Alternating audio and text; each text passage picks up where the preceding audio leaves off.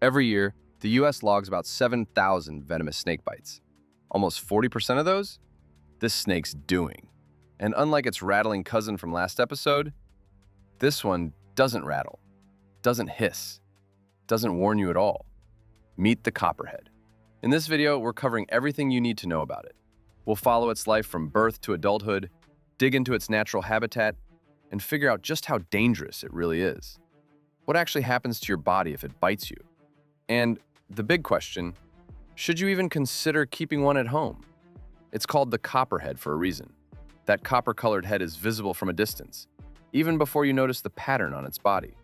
Its scientific name, Agkistrodon contortrix, roughly translates to curved, hook-toothed, a nod to the shape of its fangs.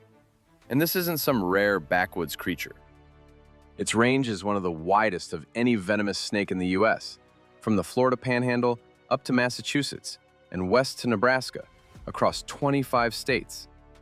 This is a neighbor living in millions of Americans' backyards. Just like its rattling neighbor, the Copperhead gives birth to live young. No eggs, the mother carries her babies inside her, and they come out already fully formed.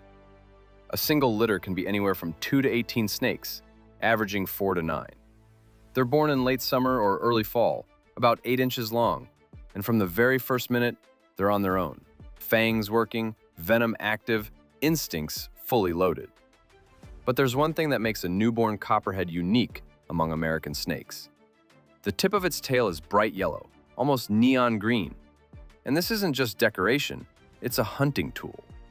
The baby coils up, sticks that lure tail out, and wiggles it like a caterpillar or a worm. A curious frog or lizard creeps closer for a better look and ends up right in striking range. Scientists have actually caught this behavior on ultrasound. Copperhead embryos start wiggling the tip of their tail before they're even born, while they're still inside the mother. And since we're talking about babies, time to bust another persistent myth. A lot of people believe a young snake's bite is worse than an adult's because babies supposedly can't control how much venom they inject and just dump it all at once. That's false. Fresh 2026 research confirmed it. Even newborn vipers can control exactly how much venom they release.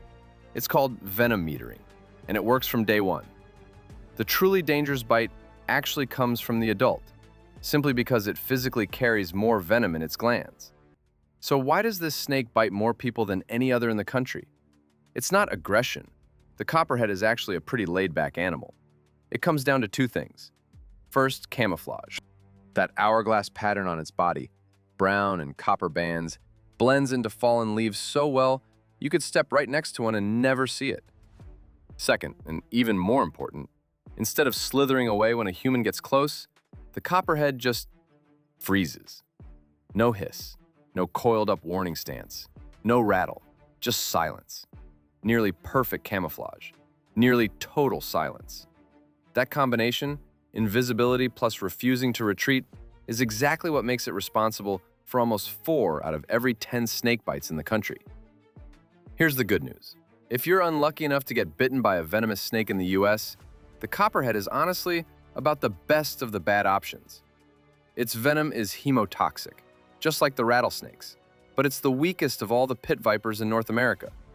A single bite delivers around 30 milligrams of venom on average, and it takes roughly 40 milligrams untreated to actually kill a person. So even without an antidote, your body has a real shot at fighting it off on its own.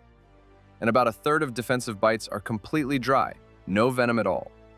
If the toxin does get into your bloodstream, you're looking at serious swelling, intense pain, and tissue damage right at the bite site. Unpleasant, but rarely fatal. The numbers back this up. Out of several thousand bites a year, only a handful have proven fatal over entire decades. And almost all of those weren't even caused by the venom itself.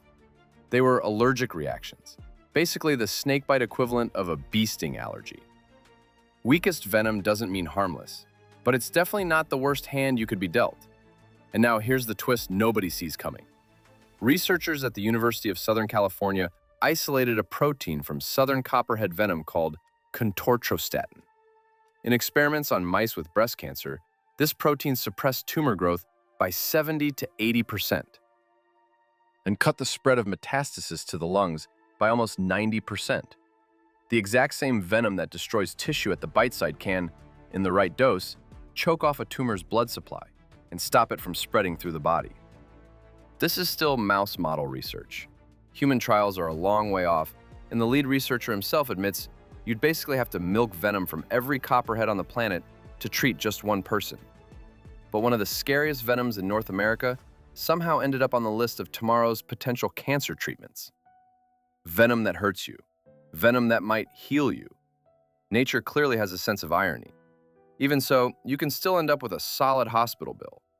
The same anti-venom used for rattlesnake bites works here too, around $3,000 a vial. But since the venom's weaker, you usually need fewer vials than with a rattlesnake bite.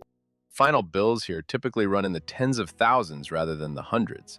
Still enough to make you remember that careless walk through the woods for the rest of your life. Despite its reputation as the harmless, venomous snake, some extreme pet keepers still bring copperheads into their homes. And yes, it's just as illegal, or requires the same kind of permit in most states as it is with a rattlesnake. Same rules apply. No bare hands, only hooks, thick glass, and locks. A weaker venom doesn't mean you get to relax. It just means your odds of surviving without treatment are a little better. It doesn't mean the bite is safe. And as always, a bit of context that gets forgotten. The copperhead is an important link in the food chain. Adults mostly eat rodents, helping keep their populations in check near farms and neighborhoods, while the young, with their yellow lure tails, help control local frog and lizard populations. And here's something else most people don't know.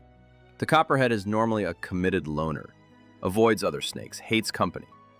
But once every 13 or 17 years, when periodical cicadas emerge from the ground by the billions, something strange happens. Dozens of venomous copperheads gather under the same trees, night after night, and just wait, waiting for the cicadas to start molting on the tree trunks. The one moment they're completely defenseless. A snake armed with fangs that could kill something a lot bigger than a mouse spends that arsenal on a bug. Why?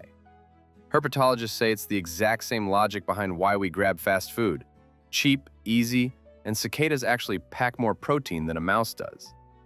One of the scariest predators in the forest turns into a lazy buffet crawl for a few weeks straight. It won't attack you first, and it would honestly rather stay unnoticed. Evolution handed it that role long before humans showed up with phones, poking it with sticks for a video. So if you were scared of a rattle in the last episode, there's nothing to hear here. This snake won't make a single sound. So, which one's actually scarier? A warning you can hear or silence you can't? Drop a comment, let's talk about it. Subscribe if you want to know more about cold-blooded predators than what you'll ever see on TV.